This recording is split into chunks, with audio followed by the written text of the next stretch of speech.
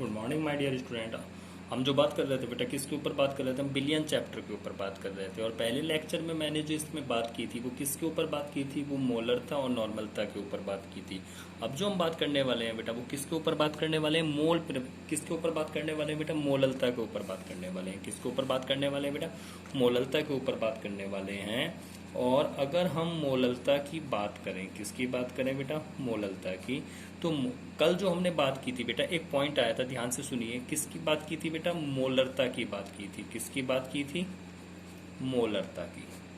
अब मोलरता और मोललता में कितना फर्क होता है ये देखने वाली बात है। देखिए जब आपने मोलरता को पढ़ा था तो वहां पे बोला था आपने 1 लीटर बिलियन में उपस्थित, कितने में बेटा, 1 लीटर बिलियन में उपस्थित विलय के मोलों की संख्या। तो यहाँ पे जो आपने बोला था वो क्या बोला था, 1 लीटर बिलियन में उपस्थित, 1 लीटर बिलियन में उपस्थित विलय के मोलों की संख्या, ये बोला था आपने। लेकिन आपको क्या याद रखना है कि सिर्फ मोलरता और किसमें, मोललता में सिर्फ इतना फर्क होता है कि 1 लीटर बिलियन की जगह सिर्फ ये पॉइंट चेंज करना है। सिर्फ कितनी बात चेंज करनी है, जिसको मैं सर्कल कर रहा हूं, सिर्फ इतना चेंज करना है।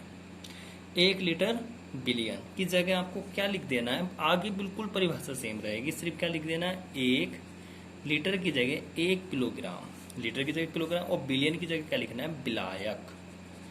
आगे की बात सेम। तो क्या परिभाषा बनेगी, 1 किलोग्राम विलायक में उपस्थित विलय के मोलों की संख्या, विलय के मोलों की संख्या। क्या होता है बेटा, 1 किलोग्राम विलायक में उपस्थित विलय के मोलों की संख्या उस बिलियन की क्या कहलाती है बेटा, मोललता कहलाती है। क्या कहलाती है बेटा, मोललता कहलाती है।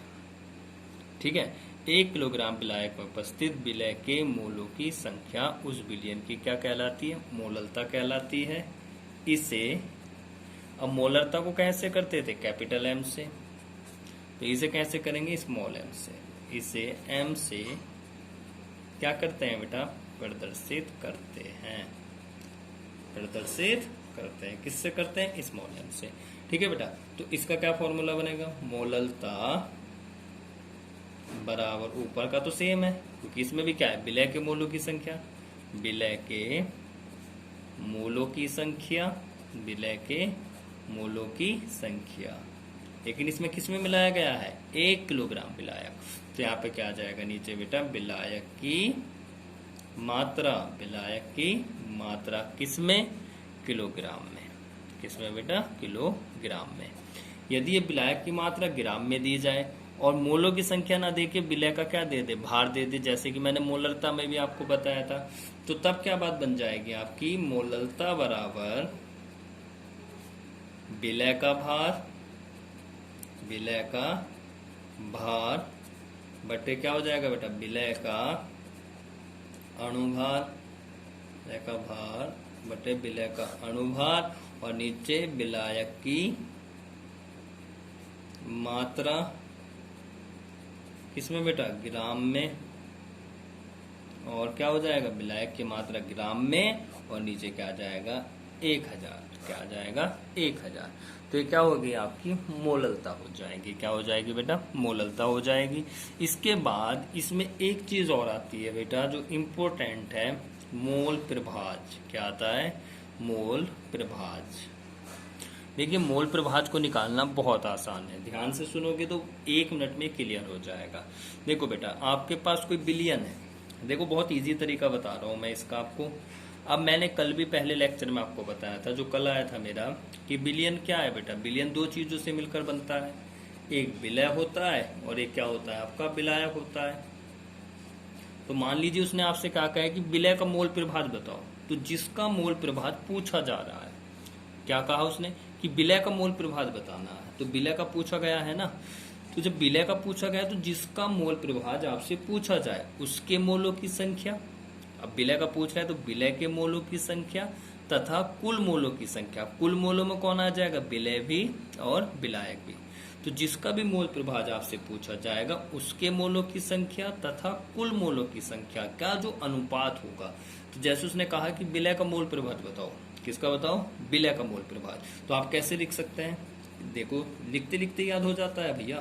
किसी बिलियन में, किसका बता रहे हैं आप, पहले विलय का, तो किसी बिलियन में उपस्थित, जिसका निकालना है उसके मोलों की संख्या, किसी बिलियन में उपस्थित विलय के मोलों की संख्या, विलय के मोलों की संख्या तथा कुल मोलों की संख्या, कुल मोलों की संख्या के अनुपात को, संख्या के अनुपात को। तो विलय के मोलों की संख्या, क्योंकि विलय का निकाला है, तो विलय के मोलों की संख्या तथा कुल मोलों की संख्या के अनुपात को विलय का मोल प्रभाज कहते हैं।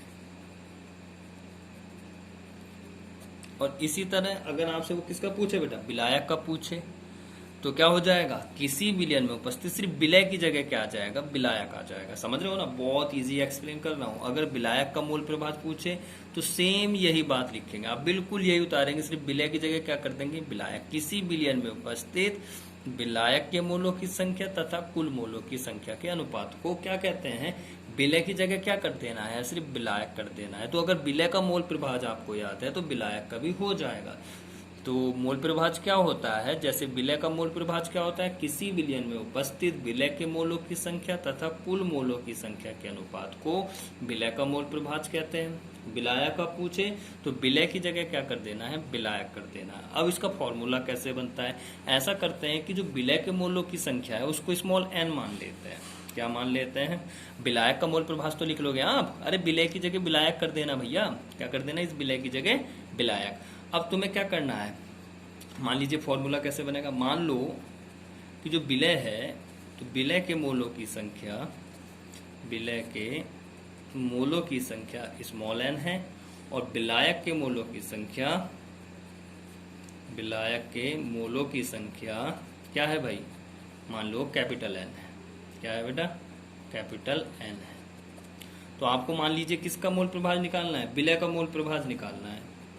तो विलय का मोल प्रभाज बराबर क्या हो जाएगा भाई, विलय के मोलों की संख्या। अब विलय के मोलों की संख्या कितनी है बेटा, n, और नीचे कुल मोलों की संख्या, कुल में कौन आएगा, विलय भी और विलायक भी।